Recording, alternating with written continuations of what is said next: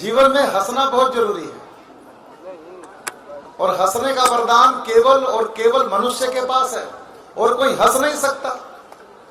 कोई गधा आपको हंसते मिल जाए तो मानिए कि मनुष्य होने जा रहा है, और कोई मनुष्य आपको मनहूस दिखाई पड़े, आप लोग अड़ोस पड़ोस में क्यों देखने लगे भाई?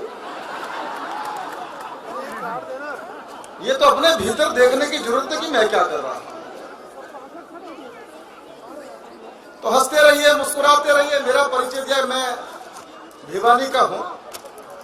विनय आर्य साहब ये बताना भूल गए कि मुख्यमंत्री भी भिवानी के हैं, केजरीवाल साहब। जहां जहां मैंने ये बताया केजरीवाल साहब मेरे गांव के हैं, लोगों ने मुझे पीटा। मैं कई बार पिट चुका हूं। अब मैं ये बताता हूं पड़ोस के गांव का रोज कौन पीटे फालतू के। बड़ा महान व्यक्तित्व है उनका। मैं 5 राज्यों की जनता को बधाई देता हूं, दिल्ली की जनता की ओर से। हमारा मुख्यमंत्री 1 साल से खोया हुआ था, कल लूट पीट के घर वापसी तो कम से कम आ गया।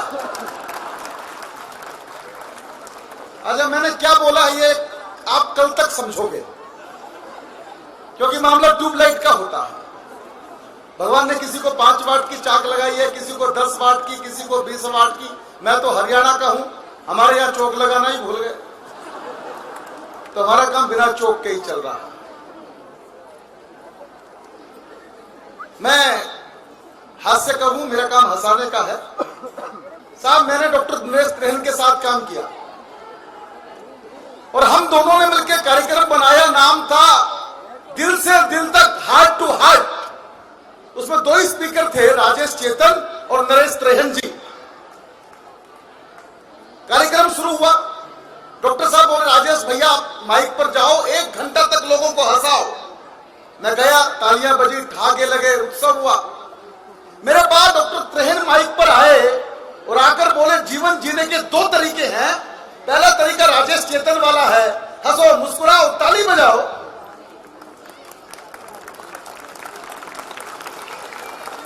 या तो इस रास्ते पर चलो, या तो इस रास्ते पर चलो, वरना मैं हूं। आप क्या चाहते हैं? मेरे साथ चलना चाहते हैं डॉक्टर साहब के साथ? क्या इच्छा है आपकी? हमारे साथ? तो फिर ताली बजानी पड़ती है, हमारे साथ चलना होगा। डॉक्टर का रिश्ता और भगवान का रिश्ता बहुत गहरा होता है। जब भगवान रूठ जाता है तो डॉक्टर के पास जाना पड़ता है, और डॉक्टर रूठ जाता है तो भगवान के पास जाना पड़ता है। एक डॉक्टर साहब नए नए ऑपरेशन थिएटर में माला लेके घुसे तो पेशेंट डर गया, बोला माला क्यों लाए हो? बोला मेरा पहला ऑपरेशन है, कामयाब हो गया तो मेरे लिए, नहीं तो। समझ गए? तो ताली मैं बजाऊं?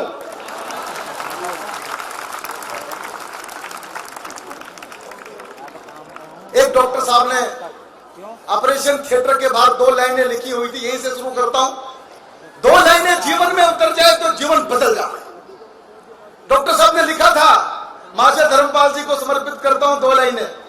ये एग्जाम्पल है इस बात का, लाइव इंसाइक्लोपीडिया है। मैं मिला इनसे, बोला यमराज मेरा वारंट जी भूल गया, हो गया उससे, अपनों को जाने नहीं, यहीं बैठेंगे।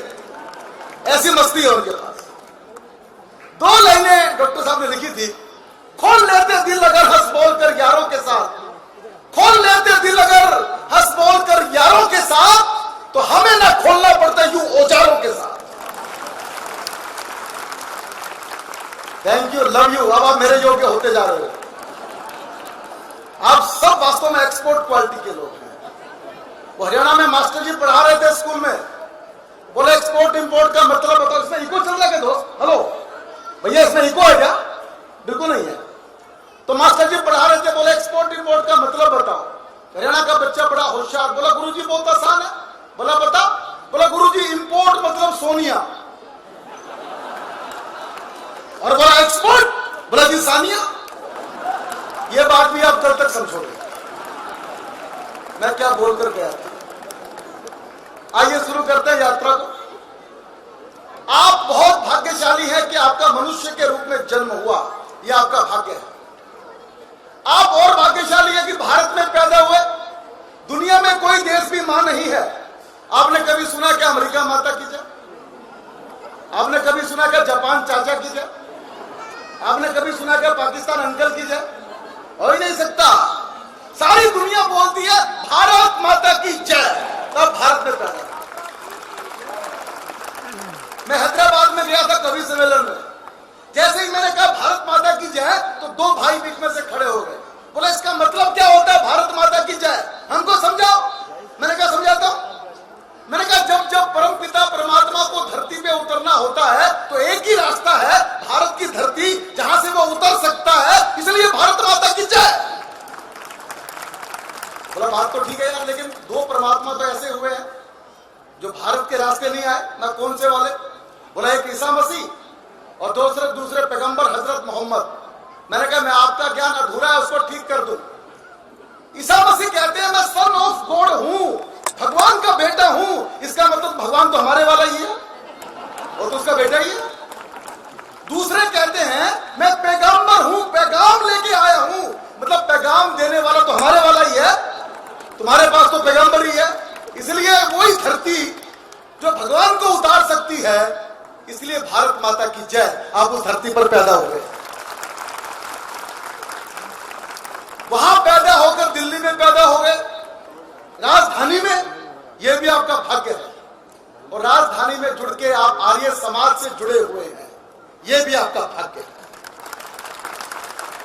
एक क्षण के लिए सोचिए, आर्य समाज नहीं होता क्या हम इतनी जल्दी आजाद हो पाते?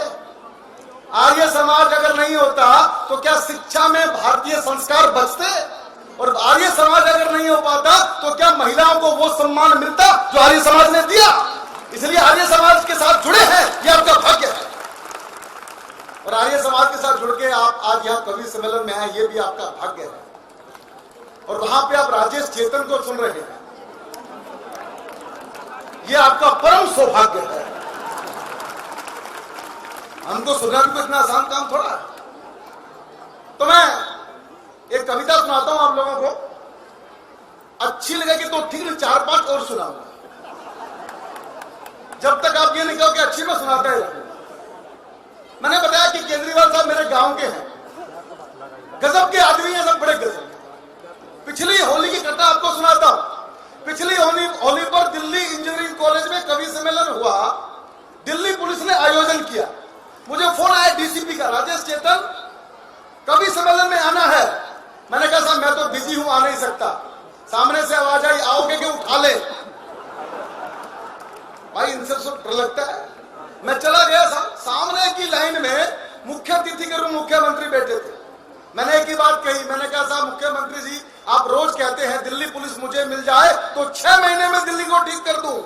और मैंने कहा मैं आपसे विनम्र प्रार्थना करना चाहता हूं, आपके बारे में दिल्ली पुलिस भी यही कह रही है। गजब का मामला।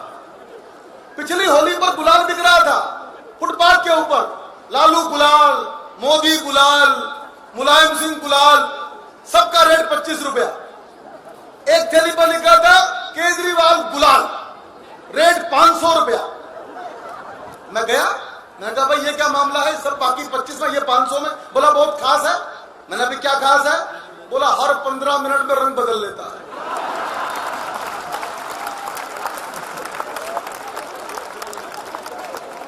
बहुत सारी खूबियां पैसा मुझे मिल गया एक दिन। बोले चेतन जी भ्रष्टाचार मिटा दूंगा। मैं तो कवि हूं साहब, राजेंद्र गुप्ता जी बैठे। बोले भ्रष्टाचार मिटा दूंगा। मैंने कहा आपके घर का मिट गया क्या? अरे बोला क्या बोलते हो? मैं तो ठीक बोलता हूं।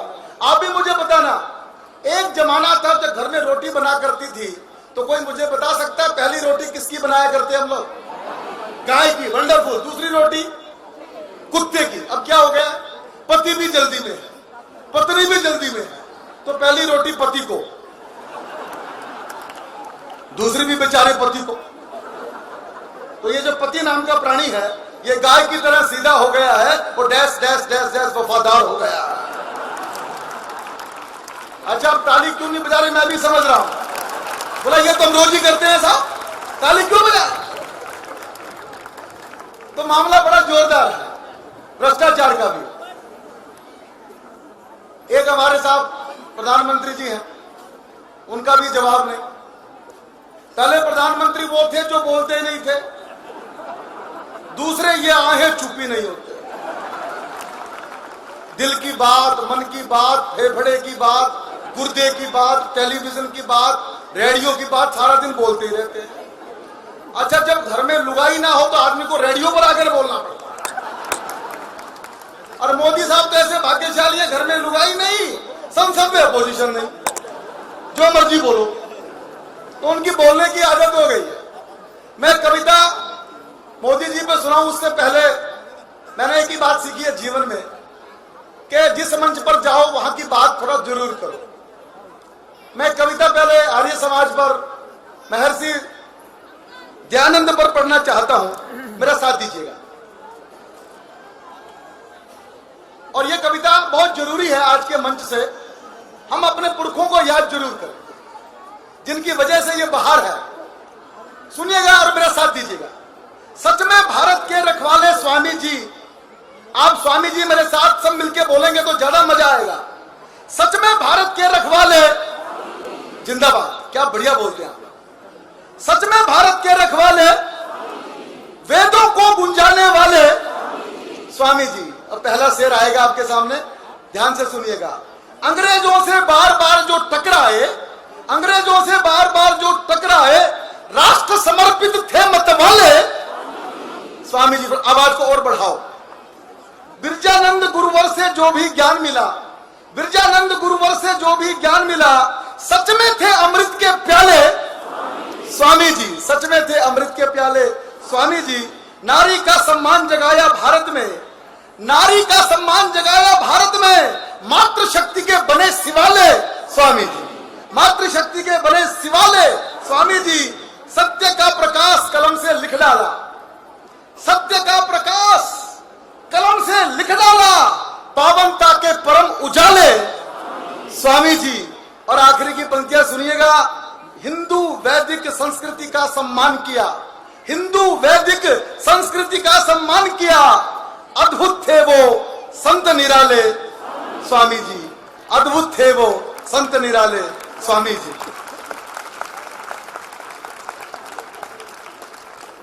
बहुत बहुत धन्यवाद, आपका समर्थन मुझे मिला, मैं आपका आभारी हूं। मैं मोदी जी की चर्चा आप लोगों से कर रहा था, टेलीविजन पर मोदी जी का भाषण चल रहा था।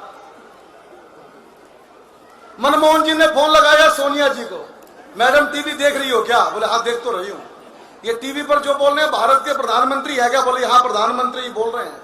तो मैडम ये बताओ जो मैं 10 साल तक रहा वो क्या था?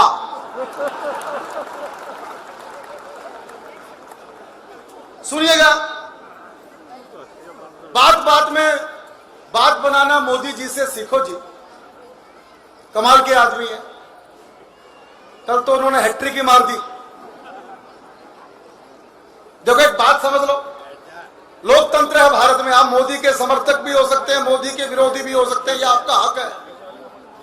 लेकिन एक बात मैं इस मंच से बोलना चाहता हूं, आप मोदी के समर्थक हो या विरोधी हो, पर एक बात तो सब मानेंगे, पिछले 2.5-3 साल में मोदी ने कुछ अच्छा किया कि बुरा किया मैं नहीं जानता, पर एक काम तो किया है, पूरी दुनिया का भारत की तरफ देखने का नजरिया तो बदल दिया। इतनी बात तो मानेंगे सब लोग। तब मैंने कविता लिखी, बात बात में बात बनाना मोदी जी से सीखो जी, और पड़ोसी को धमकाना मोदी जी से सीखो जी। 400 लोगों को बिना पासपोर्ट के, बिना वीजा के, बिना निमंत्रण के पाकिस्तान लेके जाना कोई आसान काम है क्या? सदानंद जी मैं गलत बोल रहा हूं? बात बात में बात बनाना मोदी जी से सीखो जी, और पड़ोसी को धमकाना मोदी। अरे बोलो सब मिलके, क्या हो गया भाई? मोदी जी से सीखो जी। संसद की ड्योढ़ी को चूमा सारा भारत देख रहा, संसद की ड्योढ़ी को चूमा सारा भारत देख रहा, लोकतंत्र का मान बढ़ाना मोदी जी से सीखो जी। और अडवाणी जी, जोशी जी को शांत किया हमने देखा। हर प्रोग्राम में जोशी जी को, अडवाणी जी को साथ रखते हैं, खास तौर पे शपथ ग्रहण समारोह में। और जैसे राजेंद्र गुप्ता जी और महाशय जी बैठे ऐसे आगे बिठा लेते हैं, फिर माइक पर बोलते आज मैं जो कुछ भी हूं इन दोनों की वजह से, और ये दोनों जो कुछ भी हैं वो मेरी वजह से। अडवाणी जी, भैया कविता मैं सुना रहा हूं, फोटो आप वहां ले रहे हो, क्या मामला है? 70 साल में हिंदुस्तान को ऐसे बेवकूफ बनाया गया है, काम कोई करता नाम किसी का होता। ये फोटोग्राफर बड़े उस्ताद होते हैं, देखना शादी ब्याह में दूल्हे का फोटो दूर से लेंगे, दुल्हन का जाके पास से लेंगे। मैंने भाई साहब क्या कर, बोला दुल्हन को सेट कर रहा हूं। बड़े जोरदार होते हैं, शमशान घाट में भी जाएंगे तो बोलेंगे स्माइल प्लीज। मैंने कहा भाई इसने स्माइल के तो तू भाग जाएगा। वो हरियाणा में कोई चला गया फोटो वाले की दुकान पे, बोला भाई साहब पासपोर्ट साइज का फोटो खींच दो जिसमें सर भी आ जाए जूते भी आ जाए। बोला भाई साहब जूते निकाल के सर पर रख लो, दोनों ही आ जाएंगे। ये अखबार वाले बड़े घूम रहे हैं, फोटो ले रहे हैं बार बार। मैं बड़ा दुखी हूं अखबार वालों से, पत्रकारों से। ये नारद के बेटे होते हैं पत्रकार, क्योंकि पहले पत्रकार नारद मुनि थे, वहां से पत्रकारिता शुरू हुई थी। और हम हैं वाल्मीकि के बेटे, आदि कवि वाल्मीकि। इनका हमारा रिश्ता साधु साधु का है, ये भी कलम के सिपाही और हम भी कलम के सिपाही हैं। पर फर्क ये पड़ जाता है, अखबार में फोटो छाप देते हैं साहब। अब चेतन जी का फोटो अखबार में छपा, आपने अखबार को पढ़ा, रद्दी वाले को बेच दिया, रद्दी वाले ने अखबार हलवाई को बेच दिया, हलवाई ने जलेबी रखी और आपको दे दिया, आप तो आप हैं, जलेबी को खा लिया, अखबार को फेंक दिया। एक कुत्ता आके चेतन जी पे सांस्कृतिक कार्यक्रम करता है, तो मेरा वैसे ही बहुत सम्मान है, आप ज्यादा सम्मान मत करो भाई, आप तो खाली तालियां बजा दो तो ज्यादा अच्छा लगेगा। काले धन की बातें करते काले को ही ले आए। अखबार वाले ने कुर्ता पकड़ा मोदी साहब का, बोले काला धन कब आएगा? अरे बोले आपने देखा नहीं आया था? अरे बोले कब आया था? बोला 2 साल पहले 26 जनवरी को अमेरिका से बुलाकर काला धन मैंने 4 घंटे राजपथ पे बिठा के रखा। उस दिन आप कहां थे? मैं ओबामा की बात कर रहा हूं। काले धन की बातें करते काले को ही ले आए, ओबामा से हाथ मिलाना। मोदी जी से सीखो जी। और बोलना चाहता हूं, अर्थव्यवस्था अब भारत की दौड़ रही है पटरी पर। जो प्रधानमंत्री अपना सूट ही 4.5 करोड़ रुपए का बेच दे, उससे त्यागी कौन होगा? एक बाबा रामदेव ही बचे, उनसे ज्यादा त्यागी थे। जब मोदी जी ने सूट बेचा तो रामदेव जी को जोश आ, बोला मैं भी अपना सूट बेचूंगा। बोले बाबा जी आपके पास कौन सा सूट है? बोला रामलीला मैदान वाला बचा के रखा है मैंने राजेश, बुरा न मानो होली है। मुझे कुटने का भी डर है आप लोगों से। तो बोलना चाहता हूं, अर्थव्यवस्था भारत की दौड़ रही है पटरी पर, अर्थव्यवस्था भारत की दौड़ रही है पटरी पर। सूट बेचकर नोट कमाना, मोदी जी से भाई हौसला थोड़ा बढ़ाओ यार, कम आवाज आ रही है। सूट बेचकर नोट कमाना, मोदी जी से सीखो जी। और बोलना चाहता हूं, मस्जिद में जा सजदा करके सबको गले लगाया है, यह भी जादूगर आदमी है। मस्जिद में जा सजदा करके सबको गले लगाया है। मैं एक बात कहना चाहता हूं आर्य समाज के मंच से। एक देश है इंडोनेशिया, 18 करोड़ मुसलमान है साहब, 18 करोड़। लेकिन वहां की एयरलाइंस का नाम है गरुड़ एयरवेज, बैंक का नाम है कुबेर बैंक।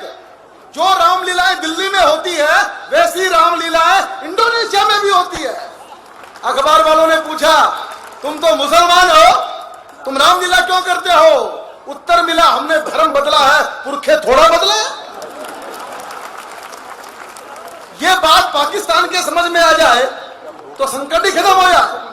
तब 2 लाइनें सुनना, मस्जिद में जा सजदा करके सबको गले लगाया है, मस्जिद में जा सजदा करके सबको गले लगाया है। दुबई में मंदिर बनवाना, मोदी जी से सीखो जी। दुबई में मंदिर बनवाना, मोदी जी से सीखो जी। सच में बेटी का भारत में फिर से मान बढ़ाया है। वो कहते हैं बेटी बचाओ बेटी पढ़ाओ, अच्छी बात है। आर्य समाज ने तो सारा जीवन इसी काम में लगाया है, बेटी बचाओ बेटी पढ़ाओ। मोदी जी तो कल बोले हैं, आर्य समाज का तो ध्येय वाक्य यही है, बेटी पढ़ाओ बेटी बचाओ। मेरे घर में मेरी 7 बहनें हैं भिवानी में। हमारे यहाँ एक आर्य समाज का स्कूल है, उत्तमी बाई आर्य कन्या विद्यालय। मेरी 7 बहनों की शिक्षा उसी विद्यालय से हुई है। मेरे परिवार पर आर्य समाज का बहुत बड़ा खर्चा है, यह मैं आपको बताना चाहता हूं। मोदी साहब कह रहे हैं बेटी बचाओ बेटी पढ़ाओ, अच्छी बात है। बेटी जब तक बेटी होती है बहुत अच्छी होती है, मां जब तक मां होती है बहुत अच्छी होती है। ये मां जिस दिन सासू मां हो जाती है, ना जाने इसको क्या हो जाता है, उस दिन इसका सॉफ्टवेयर ही करप्ट हो जाता है। परीक्षा में सवाल आया, भगवान राम को वनवास हुआ, सीता जी को जंगल क्यों जाना पड़ा? तो बेटी ने लिखा, जब घर में 3-3 सास हो तो जंगल ही ठीक है। मैंने बड़ा रिसर्च किया, किसी भी पुरुष के सर पे 2 महिलाएं हाथ घुमा सकती है, हाथ फेर सकती है, एक मां और एक पत्नी। मां जब सर पे हाथ घुमाती है तो बाल बड़े होते हैं, पत्नी जब सर पे हाथ घुमाती है आदमी मेरे जैसा हो जाता है। कुछ ऐसी महान आत्माएं बैठी है यहां पे जिनके सर पे पूरे मोहल्ले ने ही हाथ घुमा रखा है, वो सच में बड़े आदमी। सच में बेटी का भारत में फिर से मान बढ़ाया है। आखिरी की पंक्ति सुनना, सच में बेटी का भारत में फिर से मान बढ़ाया है, बेटी को भी खूब पढ़ाना। मोदी जी से सीखो जी, एक बार तालियां बजा दीजिए मिलकर। आपको अच्छा लग रहा कि नहीं लग रहा? Feel good. 2 मुक्तक सुनिएगा जो बहुत जरूरी है। आपने क्रिकेट में सेंचुरी को देखा, सचिन तेंदुलकर की सेंचुरी, राहुल द्रविड़ की सेंचुरी, विराट कोहली की सेंचुरी, लेकिन भारत के वैज्ञानिकों ने इससे आगे का चमत्कार किया, आकाश में जाके सेंचुरी ठोकी, और यह काम दुनिया में पहली बार हुआ। तो मैं भारत के वैज्ञानिकों को आर्य समाज के मंच से बधाई देना चाहता हूं, 4 पंक्तियों के माध्यम से। हिंदुस्तानी परचम फिर लहराया है, हिंदुस्तानी परचम फिर लहराया है, अमर तिरंगा आसमान में छाया है। 4थी पंक्ति आप तक पहुंचे तो वैज्ञानिकों के लिए हाथ उठाकर तालियां बजाना। हिंदुस्तानी परचम फिर लहराया है, अमर तिरंगा आसमान में छाया है। इसरो ने इतिहास रचा है दुनिया में, इसरो ने इतिहास रचा है दुनिया में। हमने सैटेलाइट शतक लगाया, हमने सैटेलाइट शतक लगाया है। और आज जेएनयू की चर्चा जब होने लगी, साथ में डीयू भी जुड़ गया। क्या हो गया हिंदुस्तान को? 4 पंक्तियां पढ़ता हूं, आर्य समाज से सीखो, शिक्षा में जो अद्भुत काम किया है। 4 लाइनें और सुनिएगा। कौन जहर के बीज बो गया डीयू में? यह बात मैं इस मन से नहीं कहूंगा तो किस मन से कहूंगा? कौन जहर के बीज बो गया डीयू में? एक शहीद का मान खो गया डीयू में। 4थी लाइन फिर आपके लिए आ रही है। कौन जहर के बीज बो गया डीयू में? एक शहीद का मान खो गया डीयू में। लाल कोबरे फन फैलाए घूम रहे, लाल कोबरे फन फैलाए घूम रहे, शिक्षा का यह हाल हो गया डीयू में, शिक्षा का यह हाल हो गया डीयू में। यह सब क्यों होता है? क्योंकि अपने घर की दीवारों को हमने देश समझ रखा है, अपने घर की दीवारों को हमने देश समझ रखा है, अपने घर की खुशियों को पूरा परिवेश समझ रखा है। पास पड़ोस की गर्म हवाएं हमको गर्म नहीं लगती है, उग्रवाद की रक्त होली का हमको शर्म नहीं लगती है, और घर की ईंट बचाने हेतु गलियों के पाथर न्यौछावर, चांदी के सिक्कों के ऊपर कबीरा के आखर न्यौछावर, भगत सिंह हो बालक अपना हमको यह स्वीकार नहीं है। वीर शिवा की गौरव गाथा अब शिक्षा का सार नहीं है। आचरणों में परिवर्तन की जो ना अलख जगाओगे, घर घर में हिरण्यकश्यप है कैसे प्रहलाद बचाओगे? घर घर में हिरण्यकश्यप है कैसे प्रहलाद बचाओगे? पंक्तियां सुनना ध्यान से, ये लोकतंत्र का खेल बिल्कुल नकली है। एक बात समझ लीजिए, जब तक भारत में 51-49 चलता रहेगा, राजनीति में बेईमानी चलती रहेगी। जनता जिसको रिजेक्ट करती है, 2 रिजेक्ट किए हुए आपस में हाथ मिलाते हैं, और जिसको सेलेक्ट किया है उसको पीछे धकेल देते हैं। ये होता है कि नहीं होता? बताइए, होता है कि नहीं होता? ये बंद होना चाहिए कि नहीं बंद होना चाहिए? तब पंक्तियां सुनिए। आजादी हम जिसको कहते आधी और अधूरी लगती, लोक व्यवस्था जिसको कहते भारत की मजबूरी लगती, और कब तक हमको मंडी जैसे नेताओं को चुनना होगा, तब तक अपनी इस हालत पर हमको यूं सिर धुनना होगा। जाति भाषा धर्म प्रांत ही हमको आज बड़े लगते हैं। राष्ट्रदेव के आराधक फिर हमको बोने ही दिखते हैं। चाणक्य की चीत्कार क्या हमको आज सुनाई देती? पास पड़ोसी शकुनी चालें हमको नहीं दिखाई देती। राष्ट्रदेव को मन मंदिर में जब तक नहीं सजाओगे, घर घर में हिरण्याकश्यप है, कैसे प्रहलाद बचाओ। तालियां कमजोर बजा रहे हैं आप लोग। घर घर में हिरण्याकश्यप है। एक बात समझ लीजिए, डूबकर सुनो, सुनकर गुनो, तार मन के मिलाओगे जुड़ जाएंगे, वरना हम है परिंदे बहुत दूर के, बोलियां बोलकर अपने उड़ जाएंगे, हमें कोई फर्क पड़ने वाला नहीं। समाधान क्या है? समाधान आर्य समाज। सुनिएगा पंक्ति आखिरी की, देशभक्ति के रंगों से ये होली हमें खेलनी होगी। काश्मीर की केसर मित्रों घर घर हमें भेजनी होगी। जाति भाषा मजहब की दीवारों को तोड़ गिराओ, रंगों की इस कीचड़ में से मन मंदिर के कमल खिलाओ। रंग अबीर गुलाल छोड़िए, माटी अपनी ही चंदन है। इस माटी के तिलक लगाकर सबको होली अभिनंदन है।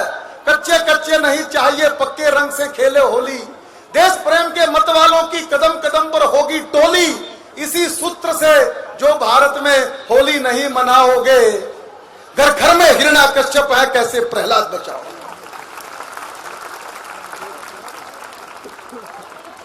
मित्रों, बस मैं 2.5 मिनट आपके बीच और रहूंगा। मैं अंतरराष्ट्रीय कवि हूं, इंटरनेशनल सारे कंट्रीज में घूमता हूं। अभी पिछले दिनों मेरा कार्यक्रम था लंदन में। अच्छा, ये इसलिए बताना पड़ता कि आप हल्के में ना ले लो, पता नहीं कौन खड़ा कर दिया, तब बताना पड़ता कि मैं कौन हूं। तो साहब मेरा प्रोग्राम था लंदन में। हालांकि मुझे मोदी जी के साथ जाना था, पर सरकार ने सोचा एक समझदार आदमी देश में रहना बहुत जरूरी है, इसलिए हम दोनों को बारी बारी से भेजा। लंदन में सब कुछ खराब नहीं है, कुछ चीजें अच्छी भी है। मैं आपको बताना चाहता हूं, आप लंदन की सड़क पर घूमोगे, कोई अपरिचित व्यक्ति, अनजान आदमी जिसका आपका परिचय नहीं है, आपके पास से निकलेगा तो स्माइल पास करके जाएगा, मुस्कुरा के जाएगा। भारत में काम उल्टा है। यहां से बाहर निकलो कनॉट प्लेस में, किसी अनजान आदमी को नमस्ते करके निकल जाओ, पूरे दिन टेंशन में रहेगा ये कौन था करके देख लो। और पार्क में पति पत्नी घूम रहे हो, कोई सुंदर सी लड़की पति को नमस्ते कर दे तो 1 हफ्ते तक पूरे घर में टेंशन। बता कौन चुड़ैल है वो, बता जल्दी बता। ये हमारा दिल है, इतना छोटा सा दिल लेके चलते हैं।